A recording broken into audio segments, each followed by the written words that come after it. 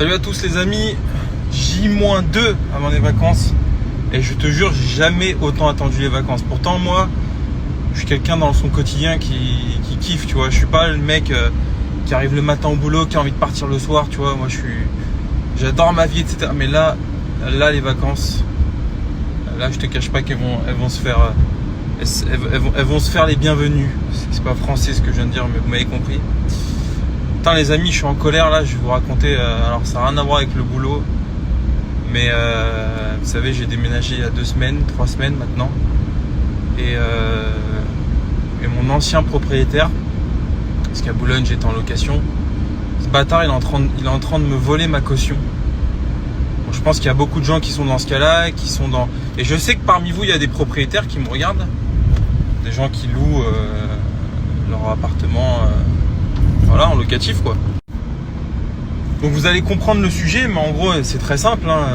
J'ai occupé pendant pas loin de 2 ans un appartement avec ma famille à Boulogne. 50 mètres carrés, 2000 € par mois. Bon, ça je l'ai déjà assez dit comme ça. Et cet enculé de propriétaire, je pèse mes mots, hein.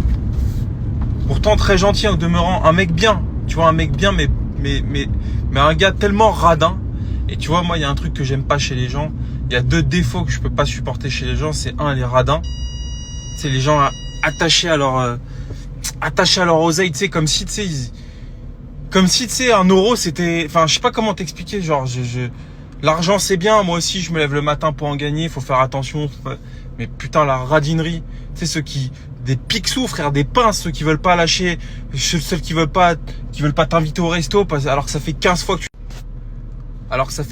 tu les as invités. Ceux tu sais, t'es là au bar, frérot, et tu sens qu'au moment de payer, tu sais, genre, ils te laissent faire le premier pas parce que toi, moi en l'occurrence, frérot, moi j'ai la carte bleue facile. Ça veut dire quand je suis avec mes amis ou peu importe avec qui, je paye, parce que il y a aussi une logique, c'est quand on gagne bien sa vie, on est plus enclin à inviter les autres, c'est normal, ça fait partie de mon plaisir de bien gagner sa vie. Enfin pas de bien gagner sa vie, d'inviter mes proches, etc. Quand on gagne bien sa vie, il faut faire croquer, comme on dit, tu vois. Comme prêter ma bagnole à des gens qui n'ont pas forcément les moyens d'avoir des voitures comme je peux avoir. Bon, ça me fait kiffer, tu vois. Et je déteste les putains de radins, je peux pas me les voir, ces enfoirés, comme s'ils allaient être enterrés avec leur oseille, tu vois. Bref, et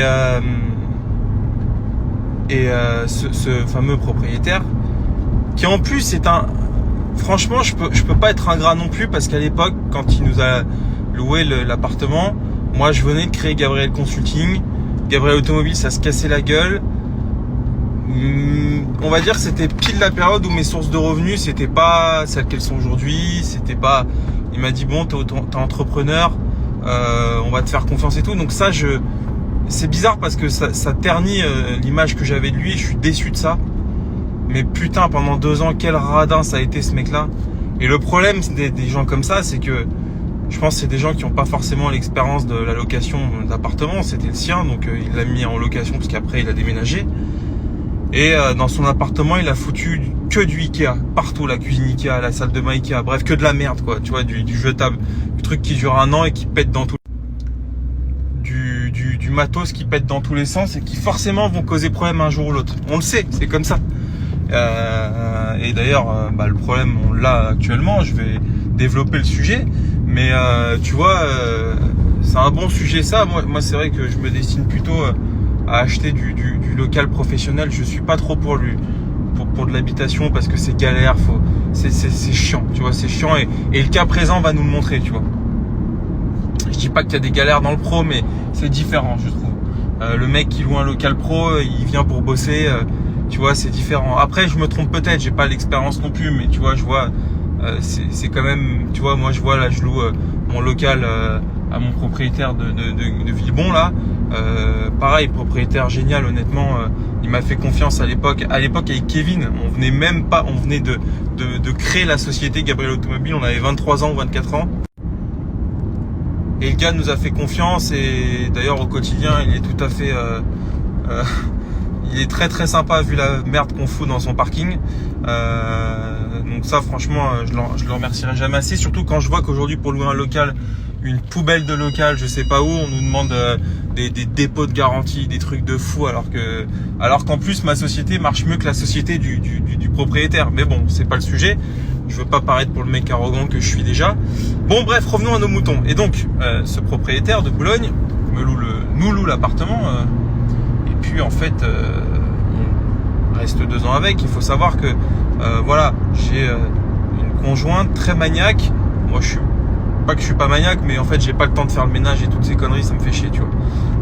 Je rentre le soir à 20h, tu vois, j'ai autre chose à foutre que de laver le lavabo à l'éponge, frérot. Mais voilà, heureusement que j'ai la chance, faut le dire, d'avoir une femme qui prend le temps de le faire. Et ça, faut aussi le reconnaître. Au-delà de ça, l'appartement, donc, tout à fait bien entretenu. Hein. Je suis pas un porc, j'aime bien les choses propres, etc. Donc c'est pas un problème qui fasse factuellement d'entretien ou comment dire, d'usage. C'est pour moi un problème de que le mec il a foutu de la merde dans tous les sens, des lavabos Ikea, des trucs de merde quoi, des trucs qui bougent dans le temps. Tu fermes le tiroir, frérot, t'as la glissière qui te reste dans la main. C'est des choses qui sont pas normales et c'est des choses qui sont normales quand on fout du Ikea.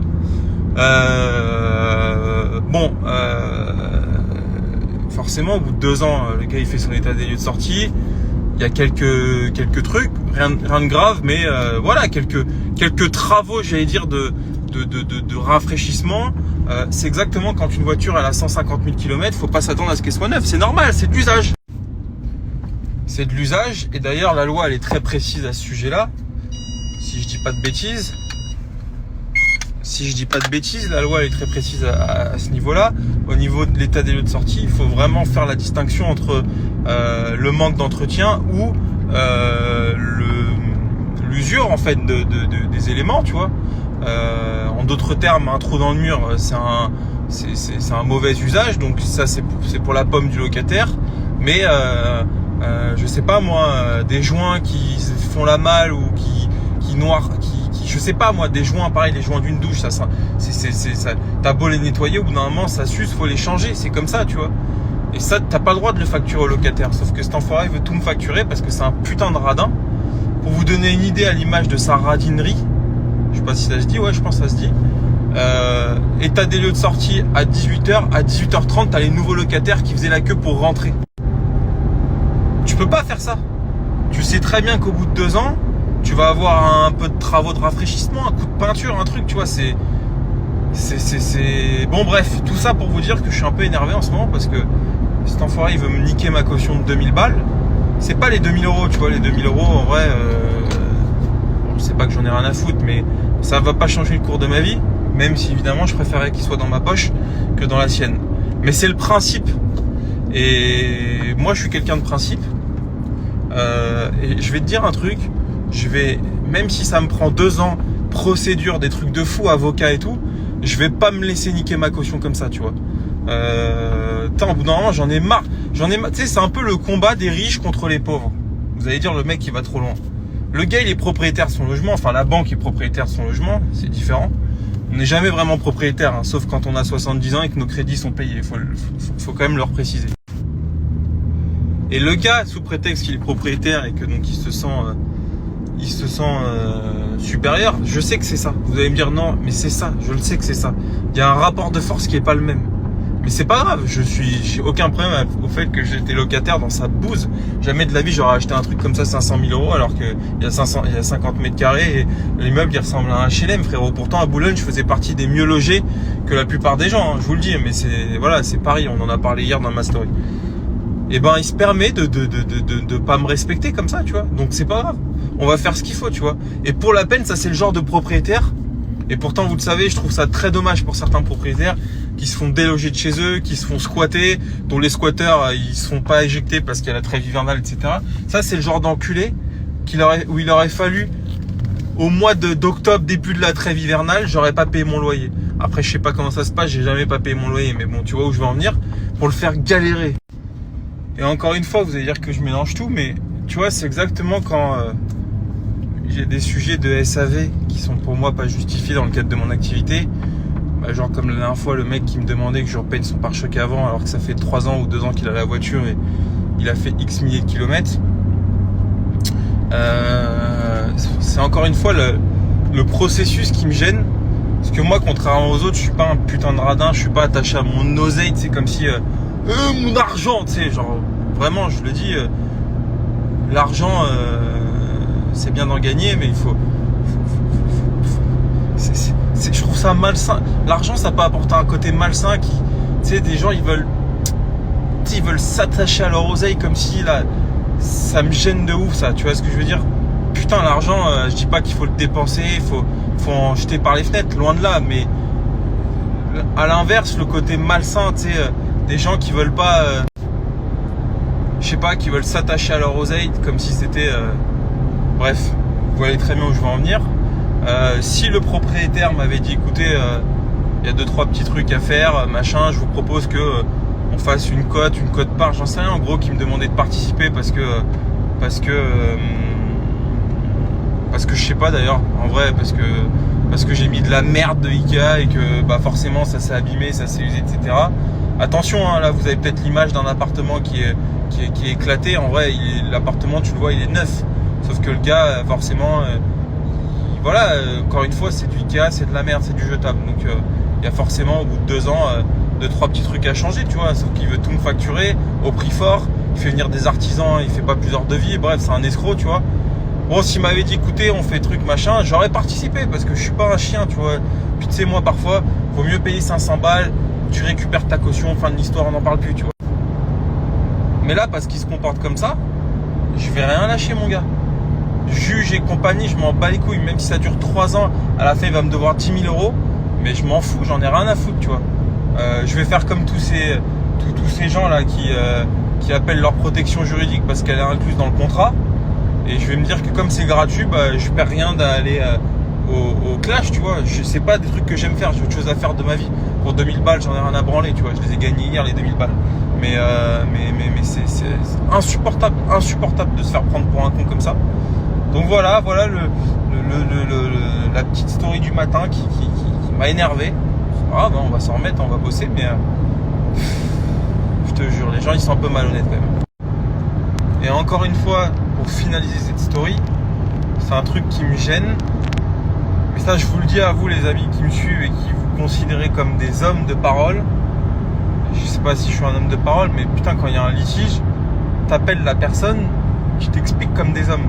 C'est pas de t'envoyer des SMS comme si c'était ta petite copine ou des trucs bizarres comme ça. Les gens, c'est, je sais pas, j'arrive pas à comprendre le comportement des gens dans cette société, tu vois. J'ai vraiment du mal. Putain, le mec, il m'envoie des mails, il m'écrit des SMS comme si j'étais sa petite copine. C'est pas des trucs qui se font, tu vois. J'essaye de l'appeler depuis je sais pas combien de temps. Il me dit ouais, je suis en randonnée, je suis pas joignable. Frérot, t'es en randonnée, tu m'envoies des mails. Ça me gêne, tu vois, ça me gêne.